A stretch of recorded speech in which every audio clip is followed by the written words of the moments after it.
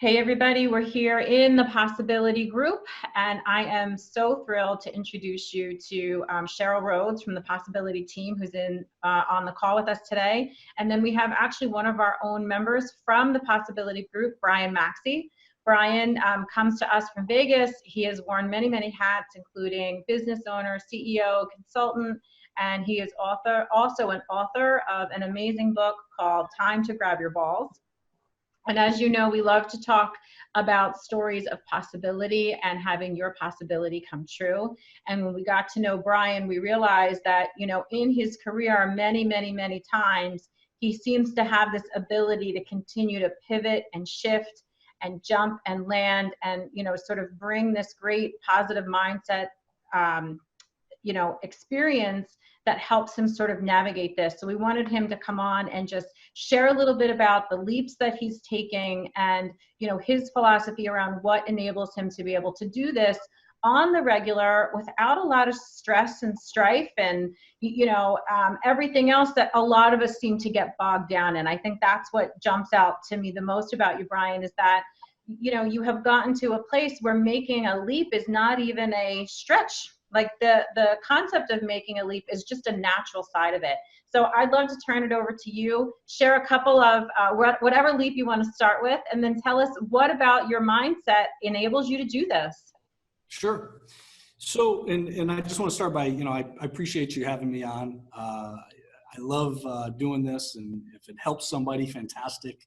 If they watch this and say, Brian's an idiot, hey, whatever, it was fun while it lasted. So, I want to start by saying this, though. I don't know that in my mindset or in the way that I do things, the way that I make leaps in business, I don't know that I have anything that every other person doesn't have. I feel like I procrastinate way too much. I feel like the only time I've done good things is because I had to at the time. There's times where I'm like, I really don't want to do this, or I'm not motivated to go do this, but it's like, yeah, I got to pay the bill. So let's just suck it up and go do it. Right. And so my big thing is, and I had to learn this the hard way. As long as I stick to things I love, then it makes it easy. Because when you are building something and, most businesses or anything that somebody is doing or they're looking to do and they're starting to contemplate how they can do it, it usually involves some type of product or a service that it revolves around something that already exists. And if you ever are trying to create a brand new product, or you're ever trying to, I guess, sell your ideas specifically, and it's you as raw as it gets, it's about as scary as anything you could possibly do. You start to question yourself on everything. When I started writing, I was just like, why in the hell does anyone want to hear anything I have to say? Yeah. At all. Oh my gosh, that is so true. And we spend a lot of time talking about two basic principles. One is what you believe is your truth, right? And that your mind is hardwired to avoid pain. Yes. So those little stories, those things that pop up all the time, who wants to hear this? Nobody wants to hear what I have to say. That is all exactly what everybody experiences. I'm curious, how do you deal with that? So, I can actually pinpoint back to a podcast that I listened to a while back. So I knew for a fact that people wanted the information because people had been coming to me for that information for a long time. I had written a bunch of eBooks and different articles and been, a guest contributor in many ways, and I got phenomenal feedback. So I knew that there was a market for the kind of information I put out in the book. But like everybody, I'm like fearful of that one little short gremlin looking dude on Facebook that's going to comment something stupid and it's going to piss me off for weeks. You know what I mean?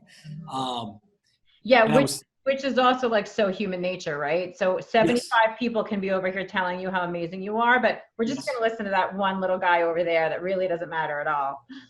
and his voice sticks. I mean, Yeah. I don't care who you are, how your mindset is. It's human nature. It is. It's terrible. We don't want people to not like us. We don't want people to hate on work that we've put our hearts into. And especially, you know, I mean, my name has or my book has genitalia in the name. You know, I swear constantly in the book. I'm trying to be very good. Honestly, if you read the cover, I just read a couple of lines to my husband. I'm like, that's fabulous. Like, that's about as real as it gets. Yeah. Yeah. You know, it's funny because I never tried to be humorous with writing a book. And I never tried to, I honestly, I didn't try to be anything. I simply wanted real information to be put out, very just emotional, psychological, just things based around science and human nature and life and everything that we go through. And I just simply refused to say it in any other way that was 100% genuine. And I happen to have a very dry sense of humor, and I swear constantly. So the book is exactly that. And people find that funny. They find it entertaining. And if that helps them, you know, get through the book quickly, then I'm happy. Mm-hmm.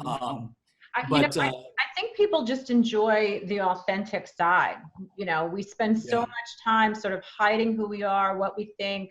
We've got our work self, our home self, you know, when you combine all of those things into just you, the energy that you have to invest is just invested in the work that you're doing. It's not invested in, I got to be this over here, I got to be this over here. So I often find people like yourself that have figured out how to just be one person, have an extraordinary amount of energy to go after the things that they desire.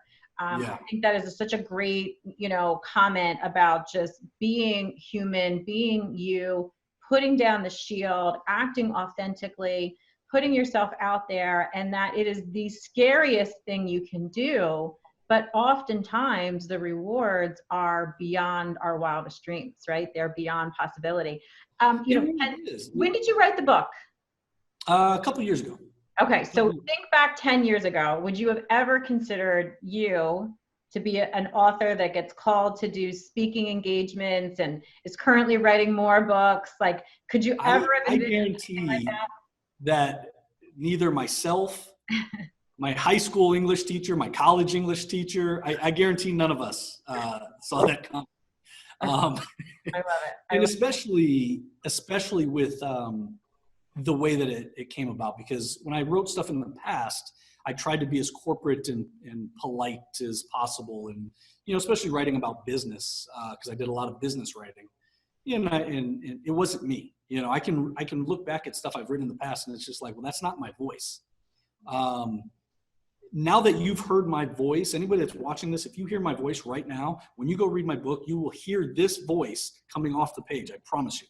Yeah. Anybody that knows me is like, no, it's like you're in the kitchen drinking a beer and this is what you're telling me, you know? And for me, I think it's important just for the being genuine, but I also think that it makes it fun for me.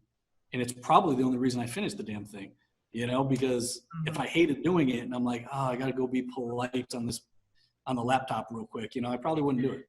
You know, it's funny because I didn't want to interrupt you earlier, but one of the things that Cheryl and I do, you know, all of the coaches within our program, is one of the first things we end up doing with our clients is helping them actually to figure out whether they are fulfilled by what they're doing. Because what we find is that, you know, people come to us, they come to the Possibility Project because there's a place they want to be, and there's like this thing that they can't figure out, like what is keeping them from being able to do it. And so we start all of our work with this whole idea around fulfillment. And this, you're like such a great example of, if you don't love it, if it's not you, if you're not acting authentically, if you're not in a position where you feel this passion and you can be yourself, that you are never going to be as successful there as you could be. You're always going to kind of be your own roadblock because it's not really where you want to be.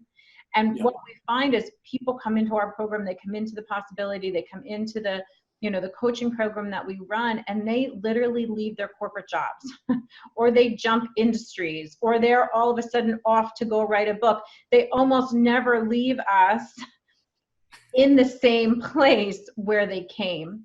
Yeah. And it's fun to be on the older end of things now. I'll only speak for myself, but I'm definitely of the generation that there was like 5 things you did when you went to school. I was a teacher, you were a nurse, there really wasn't, as much different variety and opportunity and ways to find fulfillment. So many of us sort of lived this corporate life or lived this other life that was good. A lot of times it provided a great income. It was secure, so to speak. But ultimately, we weren't achieving our full potential there because it's really not where we were supposed to be. So I love that you are bringing that piece into it as well. It's super important.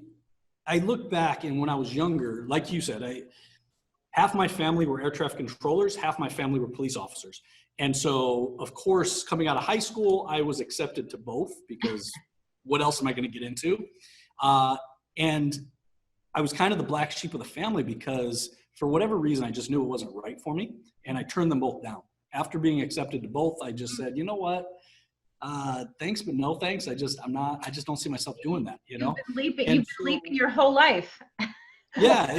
9 out of 10 people would have taken that job, I don't know why I did. I thought I was just being young and dumb and making a decision based on, whatever. I don't even know. It didn't feel right. And so for quite a while, I made decisions based on just what felt right. What did I enjoy? I just couldn't see myself doing that, but I need to pursue this. And so once, 2008, 2010 hit, and it was, I kind of got my ass kicked like everybody else. And I thought, well, maybe I didn't properly set myself up for success. And maybe I should have been, doing things more how they should be done, you know what I mean, according to most people. And for a little while there, actually, I look back and I think I kind of lost my way because I wasn't doing things based on what it is that I felt was right, what I was passionate about. And I was doing things kind of, and I wasn't making progress. And when I finally decided to write the book, and this actually ties back in, I realized I never fully answered your question earlier. But when I decided to write the book and I have this little troll guy, sitting in my head, that's going to, tear me to pieces on Facebook with one stupid comment, I heard a podcast by Gary Vaynerchuk. So if anyone's never listened to Gary Vaynerchuk, stop what you're doing, go listen to that, come back. It's absolutely freaking fantastic. He's on my list now. Yeah, I would say this is live, so you can't stop it. So don't stop it. Wait till we're done. And so I was listening to Gary V, and he had a guest on, and they asked him, well, how do you deal with the naysayers online? And he said something that absolutely changed my life. He just said, I understand what it takes for somebody to go online and rip down somebody's work that they don't know anything about just because they feel that's going to somehow make them feel better about themselves. He's like, and I just have empathy for them. I don't, get butthurt over it. I just have empathy I know what that guy has to be going through in order to make comments like that on Facebook to someone he doesn't know. And I just hope that he gets his shit together and has a better life and gets happier himself. Mm-hmm. And when he said that, I was like, holy shit, that is the answer I've been looking for. Yeah. Yeah. Absolutely mind blown. Yeah. And that is when I finished the book and moved on and just started doing what I do. And I didn't give a shit if, people, and subsequently, I don't really deal with it too much. People here and there, every once in a while, someone sees the title and says, oh, they'll let anybody write a book, I guess, but the feedback has been humbling. It's been absolutely phenomenal. So that's amazing. That's amazing. And, I really love that comment because a lot of times people will say, well, the one thing that's holding me back is I got to go to school. I have to get another degree. I have to go learn some more. I have to, we have all this noise around why we can't move forward when really it's just this, I just need this one little piece to fall into place to help me understand. In our world, we would call that a very abundant mindset and to have this sort of, attitude of gratitude for everything and finding gratitude in everything. And once you do that, the power of whatever's on the other side of that is just virtually gone. Yeah. It's impossible to be angry when you're filled with gratitude. So Yeah. I love that example. That's just a real life example. And I just love that it's not about always needing to solve the world's problems or have it's just this one little cog that falls into place, and the ability for you to have a trajectory onward and upward is just awesome. So Well, if I don't know if people, even understand the title of my book a lot of times. I know it so deeply that sometimes I forget. I kind of have to explain sometimes. And what you just said right there is exactly what the book is for. There is always something that stops us. There's always something else we need to do. There's always a reason why I'm not working out and I'm getting fat. There's always a reason for everything not to come to fruition. Time to grab your balls is very specifically titled that way because not only do you need to grab your balls and get the fuck on with life, do what you're trying to do what you love, stop procrastinating, stop creating reasons why it can't happen, and go do it. And the reason I even say time is because it's not tomorrow, it's right now. Just do it. It's time to grab your balls. Imperfect action. Yep. Yeah, 100%, 1000%. I love it. Brian, I can't thank you enough for your time this evening. Thank you for sharing this with us. The book sounds amazing. I got to get a copy of this myself. Time to grab your balls. Thank you for being part of the Possibility Project. Thank you for sharing your possibility with us. And Cheryl, was really the one that introduced you to our group. So I'm so glad that, all of that has happened. And, thank you everyone for listening in, and we will see you in soon.